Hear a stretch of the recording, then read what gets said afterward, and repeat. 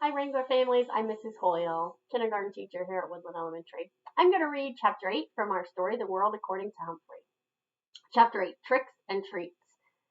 Halloween, or Halloween, or Halloween. I wasn't sure what it was, but I was pretty sure I didn't like it, especially on Monday night after Miss Brisbane turned out the lights. That's when those skeletons on the wall took on an eerie glow. The bats hanging from the ceiling began to whirl and twirl, and the smile on that ghastly orange pumpkin face looked more like a wicked smirk. Weird, weird, weird. So I was thrilled when Aldo flicked on the lights.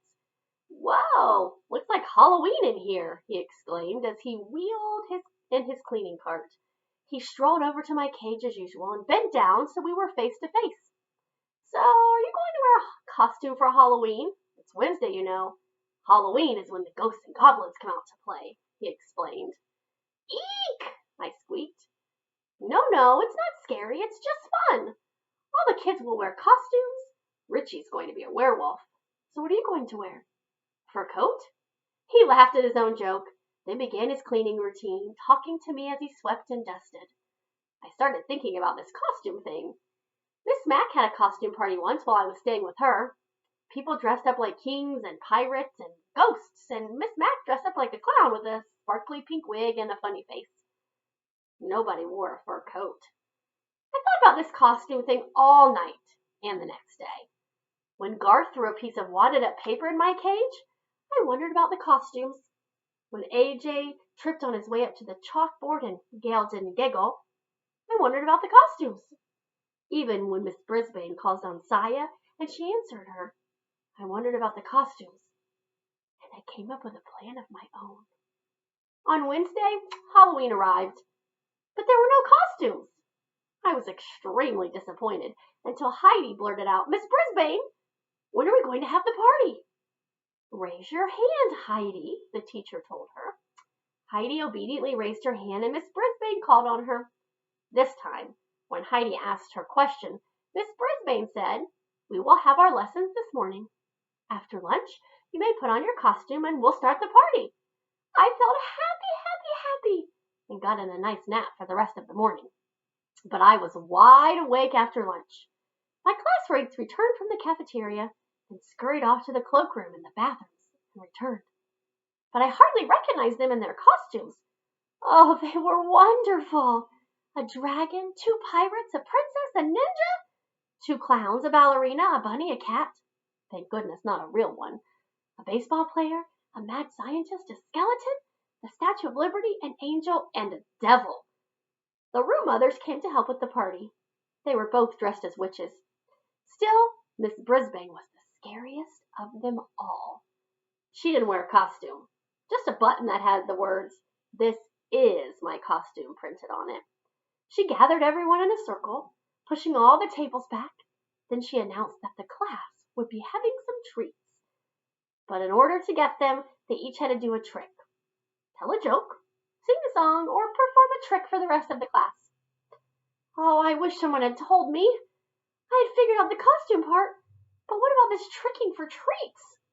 Art, the ninja, stood on his head. He stood on his head so long, Miss Brisbane finally had to thank him and tell him it was someone else's turn. Gail, the ballerina, twirled around the room on her toes. Garth, baseball player, told a joke about a witch. Miranda, the bunny, sang a funny song about your ears hanging low. It was all very entertaining, except for the fact that I was thinking about something else. But Miss Brisbane got my full attention when she called on Saya. Saya was dressed as the Statue of Liberty. She wore a flowing dress and a crown on her head, and a big cardboard torch in one hand. She stared down at the floor as she took her place in the center of the room. "What trick will you do for us, Saya?" the teacher asked. Saya still stared at the floor. "Sing your song, Saya! Sing!" I squeaked out as loudly as I could. "You can do it, Saya! Sing!" Yes, I know. All she could hear was squeak, squeak, squeak. But I did my best. "I think Humphrey wants to hear from you," said Miss Brisbane in a surprisingly friendly voice.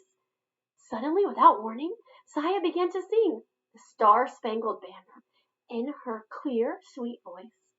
Everyone stood up right away. like you're supposed to when they sing the national anthem.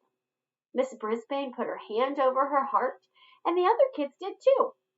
Well, pay attention, Art didn't until his mom came over and whispered in his ear. I stood up too, as proud as a hamster could possibly be. When it was over, no one clapped or said a word. It seemed as if those sweet notes were still drifting around the room. That was lovely, Saya. Thank you for sharing your beautiful voice with us, Miss Brisbane said. I wish she'd speak that way to me sometime. Nice, encouraging, friendly. Anyways, the tricks continued. And after AJ told a few riddles, Miss Brisbane looked around the circle and said, Did I miss anyone? That was the moment I'd been waiting for. No one had noticed, but the night before I had sneaked out of Aldo's white dusting cloth into my sleeping hut. I had to act quickly. I pulled out the cloth and crawled under it so it completely covered me. Then I stood up and began to shout like I've never shouted before. Trick or squeak! I cried. Trick or squeak! Miranda noticed first. Look, she yelled. It's Humphrey! I wish I could have seen the faces of my classmates, but it was dark, dark, dark under the cloth. I could hear them, though. First there were gasps, then giggles, then shouts of, Look! And Humphrey's a ghost! I continued to squeak my heart out until I heard Miss Brisbane's firm footsteps coming toward my cage. Who did this? She asked. Who put that on Humphrey? No one answered, of course, not even me. He could suffocate under that, she said. But he looks so cute, Heidi called out. Miss Brisbane didn't answer. She just said, Will someone please uncover him? Golden and Miranda opened the cage and whisked the cloth away. Humphrey, you are a riot, she said. Only a riot? Let's be honest here, I was a smash hit. Then the room mother served up cupcakes with orange icing and cups of apple juice. My classmates played games. Just before the bell rang, Miss Brisbane clapped her hands and made an announcement. Miss Hopper and Miss Patel and I have consulted with one another. We've decided to give the prize for best trick to Saya Nasiri. Everyone clapped and cheered as Miss Brisbane handed Saya a blue ribbon. Saya looked over at me and smiled a beautiful smile. Miss Brisbane continued, and we have decided to award the best prize for costume to Humphrey! She walked over to my cage and taped a big blue ribbon to it while my classmates cheered for me. Thank you, I squeaked. I'm not sure anyone could hear me over all the noise. Thank you all. The bell rang and the room was soon empty, except for Miss Brisbane. As she gathered up her papers to take home, Mr. Morales came in. He was dressed in a cap and gown like people wear when they are graduating. Happy Halloween, Sue. Did you have a good party? He asked. Very, she answered. Somehow your friend over there got a hold of a ghost costume and won the prize. See, I told you he'd add a lot to your classroom, he said with a smile. He has livened things up, said Miss Brisbane. Joy, joy, joy! I believe she was starting to like me. Just so he doesn't liven things up too much, she added. Poof. My hopes of winning over Miss Brisbane's heart crashed to the ground. Miss Morales said his kids kept asking about me, and then he quickly left. Miss Brisbane headed out the door after him. There I was, all alone in room 26, with a bunch of half-torn bats and tattered skeletons hanging around me. As I waited for Aldo to arrive, I sat in the darkening room and pondered my job as a class pet. Had I really accomplished anything? Mr. Morales' children seemed to settle down when I was there. Saya's mother began to learn English, and Saya would probably never have sung in front of the class without my encouragement. Still, Miss Brisbane was not won over. Neither was Garth Tigwell, although it seemed as if he liked me well enough in the beginning. Now he always muttered things as he passed by my cage. I noticed that he was the only one in class who didn't cheer when I won the award for best costume. I was still worrying about Garth when the lights temporarily blinded me as Aldo sailed into the classroom yelling, Trick or treat! He was wearing his usual work shirt, dark pants, and heavy shoes. But on his face he wore glasses with a bulbous nose attached. The center of the glasses had giant eyeballs painted on with circles of red veins.